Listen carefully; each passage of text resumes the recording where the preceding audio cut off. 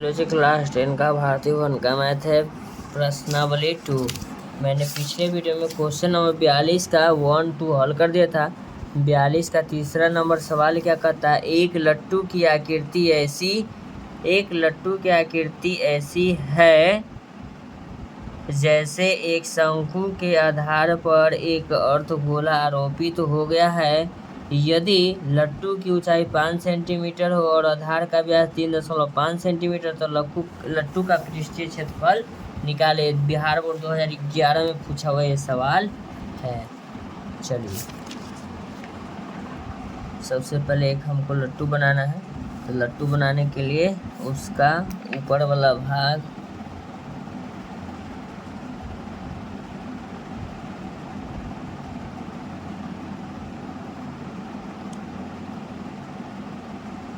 ये हुआ और यहाँ से हम इसका सेंटर तो लेना ही पड़ेगा। 1 2 यानी कि यहाँ से आपका ये है सेंटर,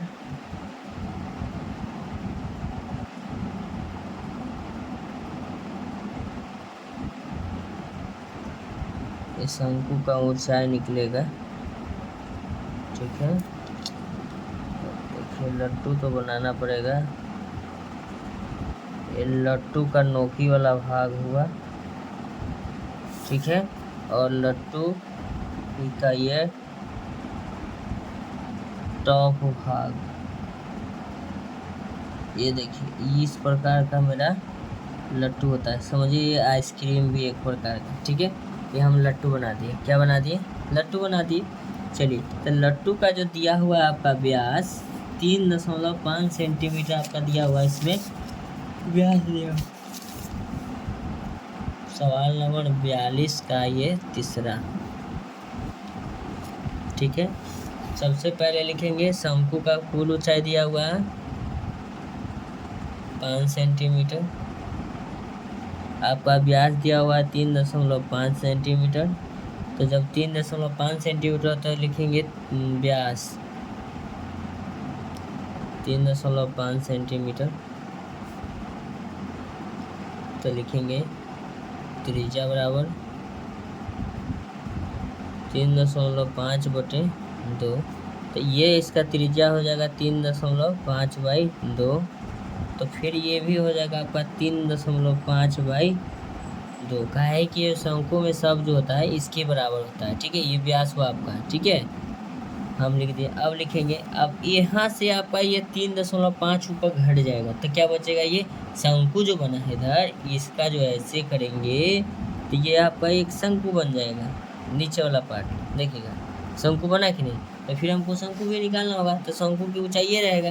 तब यहाँ लिख देते हैं शंकु की त्रिज्या पहले लिख देते हैं, दोनों तो एक ही पर आधारित है। शंकु की त्रिज्या बराबर लिख देते हैं 3.5/2 और ऊंचाई, शंकु की ऊंचाई निकालना है तो 5 माइनस 3.5/2 बटा में कुछ नहीं 1 लगाएंगे। लघुत्तम मेरा 2 होगा, 5 में 10 माइनस 3.5, ये हो जाएगा आपका घट के 10 में से 5 जाएगा 5, ये हो जाएगा 9 में से 3 घटेगा 6.5/2 सेंटीमीटर क्या हो जाएगा, शंकु की ऊंचाई हो जाएगा। उसके बाद अब क्या कहते हैं, एल बराबर लिखेंगे। अब एल हमको जरूरी है, तो एल बराबर सूत्र होता है √r² प्लस h² होता है। तो एल बराबर लिखेंगे √r के मान आपका जान रहे 2 3.5/2 प्लस h, ऊंचाई यानी कि h का मान हो जाता है 6.5/2 का स्क्वायर लिख देते हैं। अब लिखेंगे एल बराबर 3.5 का स्क्वायर यानी कि 12, 35 का स्क्वायर हो जाता है 1225/2 का स्क्वायर लिख देंगे 4, 65 का स्क्वायर होता है 4225/2 दूना 4, यानी कि 2 अंक के बाद दशमलव हो जाएगा, दशमलव गुना दशमलव 2 अंक बन जाता है। तो लिखेंगे एल बराबर, क्या लिखेंगे, एल बराबर, तो एल बराबर मेरा होगा √, लघुत्तम तो आपका 4 हो जाएगा 12.5 प्लस 42.25 इसमें भी है।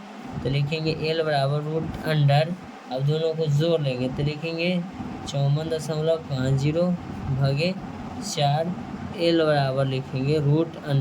तो रूट अंडर जब हम भागा देते हैं 4 से तो 13.625। और जब हम वर्गमूल निकालते हैं तो लिखेंगे L बराबर रूट अंडर वर्गमूल इसका हम निकाल ही लेते हैं तो लिखेंगे, छोड़िए इसको काट नहीं दिखा देगा।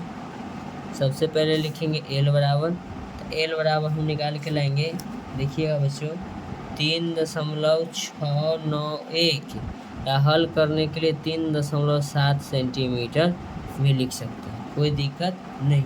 अब हमको लिखना है लट्टू, क्या लिखना है, लट्टू के कुल पृष्ठ का क्षेत्रफल,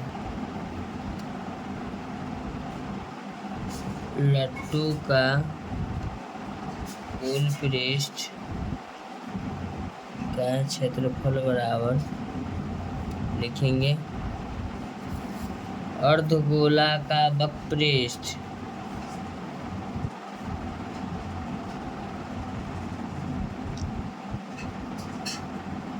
अर्धगोला का वक्रपृष्ठ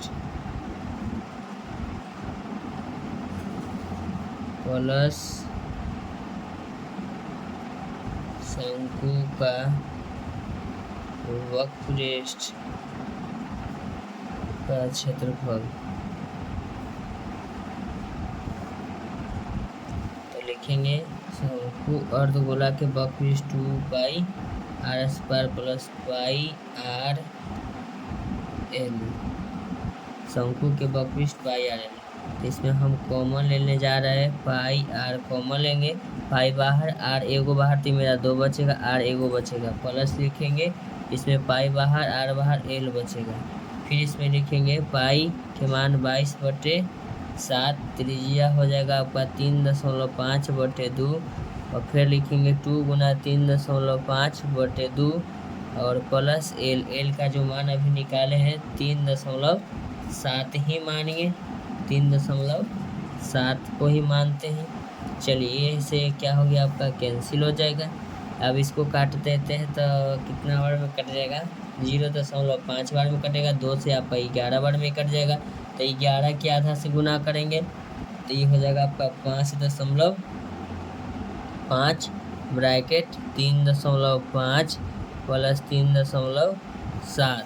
अब ये दोनों को जोड़ेंगे तो लिखेंगे 5.5 गुना 7 5 12 के 2 बाकी 1 3 दूना 6 1 7.2 आपका 2 हो जाएगा, 7 5 35 इधर से गुना लगभग ये 39.60 सेंटीमीटर स्क्वायर है या 39.6 सेंटीमीटर स्क्वायर, दोनों सही।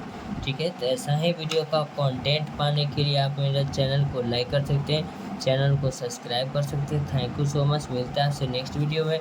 मेरे वीडियो पर समय देने के लिए धन्यवाद, आपका दिन शुभ हो।